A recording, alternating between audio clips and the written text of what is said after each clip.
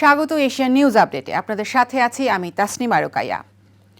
ত্রয়োদশ জাতীয় সংসদ নির্বাচনকে কেন্দ্র করে ভুয়া তথ্য ও বিভ্রান্তি মোকাবেলায় জাতিসংঘের মানবাধিকার কার্যালয়ের সহায়তা চেয়েছেন প্রধান উপদেষ্টা অধ্যাপক ডক্টর মোহাম্মদ ইউনূস।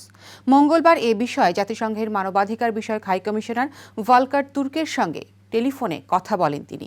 নির্বাচন ঘিরে ভুয়া তথ্যের এক ধরনের বন্যা দেখা যাচ্ছে উল্লেখ করে প্রধান উপদেষ্টা ভলকার তুর্ককে বলেন, বিদেশি গণমাধ্যমের পাশাপাশি স্থানীয় বিভিন্ন সূত্র থেকেও এসব তথ্য ছড়ানো হচ্ছে। সামাজিক যোগাযোগ মাধ্যমে মিথ্যা সংবাদ, গুজব ও অনুমানের ছড়াছড়ি চলছে, যা নির্বাচন প্রক্রিয়ার ওপর নেতিবাচক প্রভাব ফেলতে পারে বলে সরকার উদ্বিগ্ন।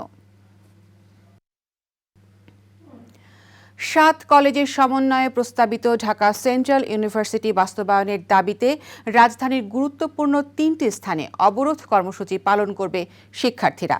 আজ বেলা 11টা থেকে সায়েন্স ল্যাব, টেকনিক্যাল ও তাঁতিবাজার মোড় অবরোধ করা হবে। মঙ্গলবার গণমাধ্যমে পাঠানো এক প্রেস বিজ্ঞপ্তিতে এই কর্মসূচির কথা জানানো হয়। বিজ্ঞপ্তিতে বলা হয়, 7 কলেজের সমন্বয়ে ঢাকা সেন্ট্রাল ইউনিভার্সিটি প্রতিষ্ঠার লক্ষ্যে প্রণীত ঢাকা সেন্ট্রাল ইউনিভার্সিটি আইন 2025-এর খসড়া গত 24 সেপ্টেম্বর 2025 তারিখে শিক্ষা মন্ত্রণালয়ের মাধ্যমিক ও উচ্চ শিক্ষা বিভাগের ওয়েবসাইটে প্রকাশ করা হয়।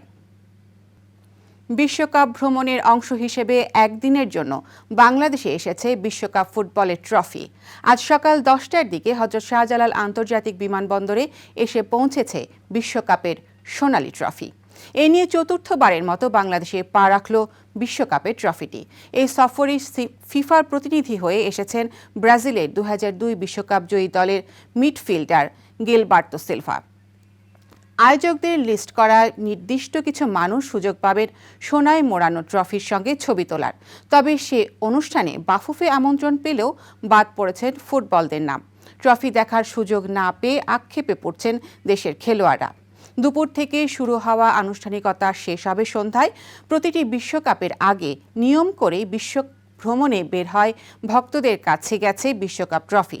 সর্বশেষ 2022 সালে বাংলাদেশের ফুটবল প্রেমীরা দেখতে পেয়েছিলেন 5 কেজি ওজনের 18 ক্যারেট স্বর্ণের নীল ট্রফিটি। তার আগে ফিফা ট্রফি ট্যুর বাংলাদেশ এসেছে 2002 এবং 2013 সালে। আমাদের পরবর্তী আয়োজন দেখার আমন্ত্রণ রইল। ধন্যবাদ সাথে থাকার জন্য।